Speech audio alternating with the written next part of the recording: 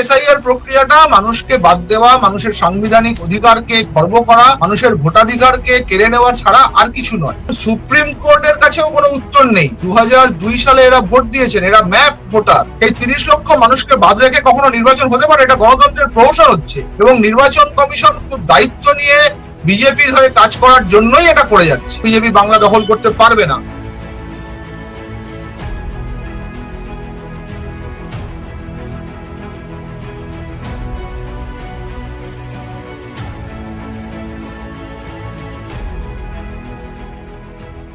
প্রথম কথা, নন্দলাল বসুর ঘটনাটা দিয়ে আমি শুরু করি। নন্দলাল বসুর প্রপৌত্র মানে নাতি, তার নাম এবং তার প্রপৌত্র স্ত্রী, তার নাত বউয়ের নাম বাদ গেছে। এইটা তুলে আজকে সুপ্রিম কোর্টে কথা উঠেছিল। তা সুপ্রিম কোর্টে কথা ওঠার পরে তখন সুপ্রিম কোর্টের বিচারপতিরা এবং ইলেকশন কমিশনের যিনি দাঁড়িয়েছিলেন, নাইডু বলে একজন আইনজীবী, তিনি বলছিলেন যে এটা একটা, উনি অ্যাপ্লাই করলেই আজকে রাত্রির মধ্যেই ওটা সমস্যার সমাধান হয়ে যাবে। এখন প্রশ্নটা হচ্ছে যে সমস্যার সমাধান হয়ে যাবে তো নয় বুঝলাম, উনি অ্যাপ্লাই করবেন। উনি নন্দলাল বসু আমাদের সংবিধানের যে ছবিটা তৈরি হয়েছে, সংবিধান বইটার যে যত ডিজাইন আছে সমস্ত ডিজাইনটা নন্দলাল বসুর করা। তার প্রপৌত্রর নামটা বাদ যাবে কেন? প্রথম কথা হচ্ছে এটা।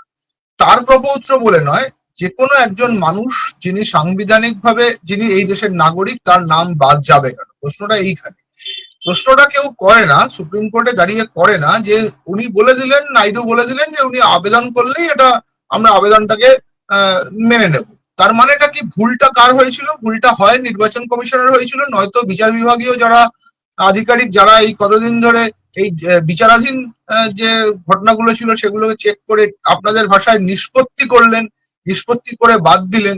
তাহলে এই যে বাদ দেওয়ার প্রক্রিয়াটা, নিষ্পত্তি করার অর্থ আমাকে খাতা দেখতে দেওয়া হয়েছে, আমি খাতাগুলো দেখে এগুলো ফেল, এগুলো পাস, এগুলো বলে দিলাম।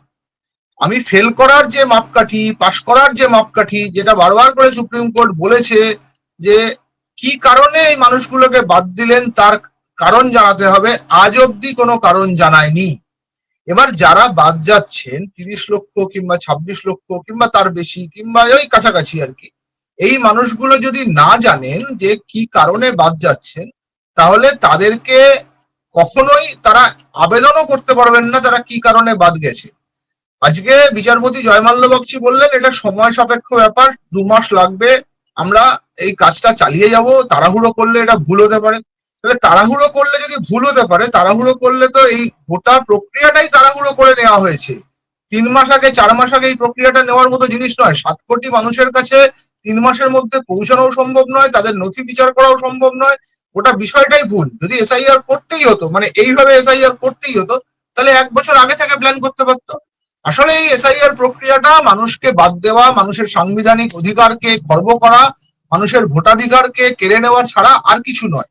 সুতরাং প্রশ্নটা ওইখানে করতে হয় যে যদি যে বিচার বিভাগীয় আধিকারিকরা নন্দলাল বসুর প্রপৌত্রের নামটি বাদ দিয়েছিলেন, যে নির্বাচন কমিশন বাদ দিয়েছিল, তাদেরকে খুঁজে বার করে তারা কেন বাদ দিয়েছিলেন, তার জন্য তাদের কেন শাস্তি হবে না, প্রশ্নটা এইখানে করতে হবে। প্রশ্নটা এইখানে যদি না করা যায়, তাহলে যেটা দাঁড়াবে সেটা হচ্ছে যে এরকম ঘটনা আরো ঘটতে থাকবে। ধরুন গতকাল আরেকটি ঘটনা ঘটেছে।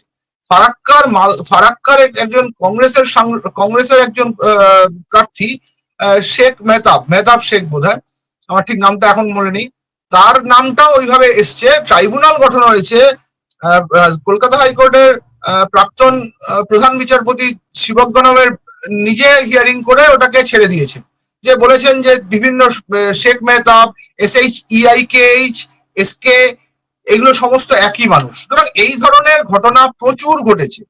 আজকে এই আবেদনের পক্ষে যারা এই আবেদন যারা করেছিলেন যে 26 লক্ষ মানুষকে ভোট দেওয়ার অধিকার দেওয়া হোক, তার মধ্যে অন্যতম একজন আইনজীবী ছিলেন শ্যাম দিবান। শ্যাম দিবান একটা কথা বলেছেন যে 2002 সালে এরা ভোট দিয়েছেন, এরা ম্যাপ ভোটার, তাহলে তাদেরকে কেন বাদ দেওয়া হবে? তার কোনো উত্তর কিন্তু প্রধান বিচারপতি কিংবা বিচারপতি জয়মাল্য বক্সী কিংবা বিচারপতি পাঞ্চলির কাছে ছিল না। সুতরাং সুপ্রিম কোর্টের কাছেও কোনো উত্তর নেই। সুপ্রিম কোর্টকে যেভাবে নির্বাচন কমিশন চালাচ্ছে সেইভাবেই নির্বাচন কমিশনের উত্তর দিচ্ছে। নির্বাচন কমিশন কেঁদে কোকিয়ে বলছে যে আমাদেরকে মেরে ফেলছে, স্যার আমাদেরকে মেরে ফেলছে, বিচার বিভাগীয় লোকজনকে মেরে ফেলছে। এইটা হচ্ছে তার মূল জায়গা।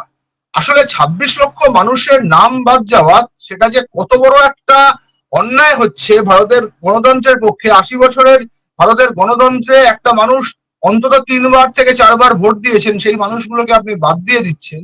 এটা যে কত বড় অন্যায় করছেন, কত বড় দোষ করছেন, সেটা ইতিহাসে লেখা থাকবে, এটুকু আমি প্রাথমিকভাবে বলতে পারি।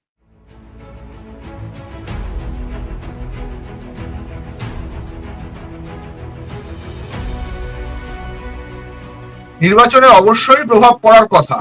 একটি গ্রামের একটি বুথের ৭০০ জন ভোটারের মধ্যে ৬৭৫ জনকে আপনি বাদ দিয়ে দেবেন, এটা নির্বাচনের প্রভাব পড়বে না? এটা বললে হয়? আপনি ধরে নিন, আমি ঠিক আছে আমি ধরে নিচ্ছি একটা, একজন, দুজন, ৫ জন, ১০ জন তার ভুল ছিল, কিন্তু ৭০০ জনের মধ্যে ৬০০ জন, ৫০০ জনের মধ্যে ৪৭২ জন, এরকম যদি বাদ যায় তাহলে সেটা নির্বাচনের প্রভাব পড়বে না? এটা কে বলছেন? মানে নির্বাচন কমিশন বলছে না সুপ্রিম কোর্ট বলছে? কে? যদি সুপ্রিম কোর্ট বলে থাকে তাহলে তারাও সংবিধানটা কিংবা নির্বাচন, ইন্ডিয়ান যে রিপ্রেজেন্টেটিভ পিপলস অ্যাক্ট, সেটা জানেন না। মানে বলতে বাধ্য হচ্ছি, তারা মানে আমাদেরকে ভুল বোঝাচ্ছেন, নয় আমরা বুঝতে পারছি না।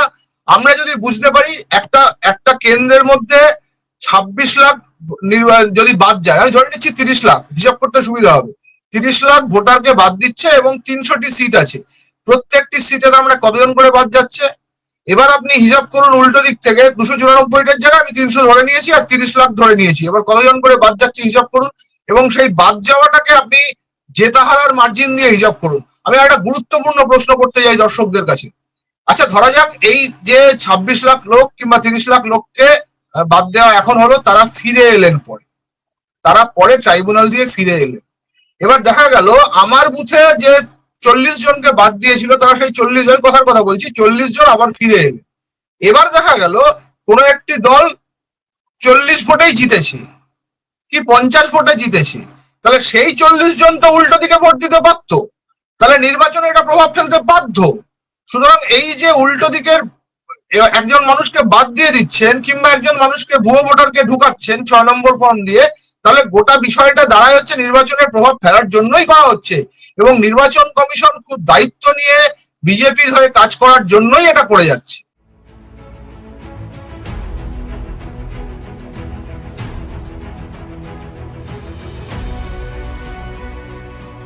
উদ্বেগের তো বটে, 50% নাম বাদ যাচ্ছে মানে ৬০ লাখে 50% বাদ যাচ্ছে, আমি ৪৫-৫০ ওই ভাগাভাগিতে যাচ্ছি না, ৫০ ধরুন, ৬০ লক্ষ মানুষ বিচারাধীন ছিল, তার থেকে ৫০% মানুষ বাদ যাচ্ছে, মানে ৩০ লক্ষ লোক মানুষ এমনি বাদ যাচ্ছে।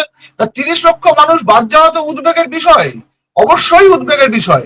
একটা রাজ্যে নির্বাচন হচ্ছে, একটা দেশে নির্বাচন হচ্ছে, এই ৩০ লক্ষ মানুষকে বাদ রেখে কখনো নির্বাচন হতে পারে? এটা গণতন্ত্রের প্রহসন হচ্ছে, গণতন্ত্রের উৎসব। নির্বাচন একটা গণতন্ত্রের উৎসব হওয়ার কথা। নির্বাচন কমিশন ট্রামে করে ঘুরে বেড়াচ্ছে, নির্বাচন কমিশন গ্রামে গ্রামে বলছে ভয় পাওয়ার কিছু নেই। আরে ভয় পাওয়ার তো আছেই, ৩০ লক্ষ লোকের নাম বাদ চলে যাওয়া মানে সেটা তো ভয়, তার তো নাগরিকত্ব যাচ্ছে, তার সমস্ত কিছু যাচ্ছে, এর চেয়ে বড় আর ভয় কি হতে পারে? সুতরাং এই যে প্রভাব ফেলা, এই যে ভয় ভয় থাকা, এটা নির্বাচন কমিশনের জন্য অত্যন্ত খারাপ একটা নির্দেশ দিচ্ছে। নির্বাচন কমিশন অত্যন্ত খারাপ কাজ করছে, এবং ভারতবর্ষের গণতন্ত্রে এমন কাজ আজ অব্দি কোনোদিন হয়নি।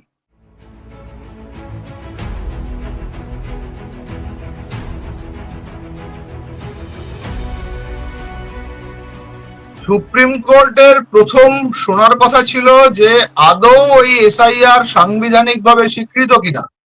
তারা সমস্তটা শুনে ওই রায়টি স্থগিত রেখেছেন, ওই রায় স্থগিত রেখে এসআইআরটি চলতে দিয়েছেন। আর এসআইআরটা চলতে দিয়ে নির্বাচনকে প্রভাবিত করার পরে নির্বাচন কমিশনকে যদি বলাও হয় ওই এসআইআরটি সাংবিধানিকভাবে স্বীকৃত ছিল না, তাহলে মানেটা কি দাঁড়ায়? যে অসাংবিধানিক একটি প্রক্রিয়া নিয়ে একটি রাজ্যে নির্বাচন করছে একটি নির্বাচন কমিশন, এই গোটা প্রক্রিয়াটাই তো প্রশ্নের মুখে পড়ে। সুপ্রিম কোর্টের এই যে বিচারিতা, যে উনি আসল জায়গাটা সাংবিধানিকভাবে স্বীকৃত নাকি সেইটাকেও ধরলেন না এবং এটাকে চলতে দিলেন, তাহলে বলা উচিত ছিল আগে এই রায়টা হবে তারপরে এটা চলতে হবে। উল্টে যারা বললেন এই এসআইআর কে কখনোই আটকানো যাবে না, আমি আটকাতে দেবো না। সুতরাং উনি তো বায়াস্ট হয়ে কাজই শুরু করছেন, সুপ্রিম কোর্ট তো বায়াস্ট হয়ে কাজ শুরু করছে।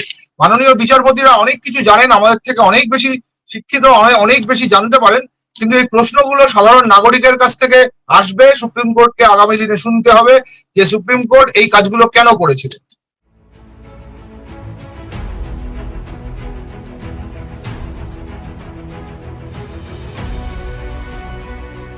দেখুন, দুটো জিনিস আছে। এসআইআর এ প্রাথমিকভাবে বিহারে যখন এসআইআর হয়েছিল, তার পরবর্তীতে দেখা গেছিল বিজেপি লাভবান হয়েছে, এনডিএ জোট লাভবান হয়েছে।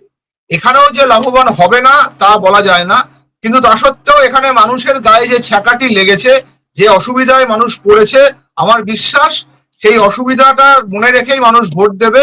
এবং এত কিছু করার পরেও হয়তো বা বিজেপি খুব বেশি লাভবান হতে পারবে না, বিজেপি বাংলা দখল করতে পারবে না, এটুকু আমার মনে হয়। এবং আমার বিশ্বাস আছে মানুষের, বাংলার মানুষের প্রতি তারা এই বিশ্বাসকে, তারা আমার এই বিশ্বাসকে ফেলে দেবেন না, সেটা আমার মনে হয়। এবং আগামী দিনে বাংলা থেকে বিজেপিকে দূর করবেন এই বিশ্বাস আমার আছে।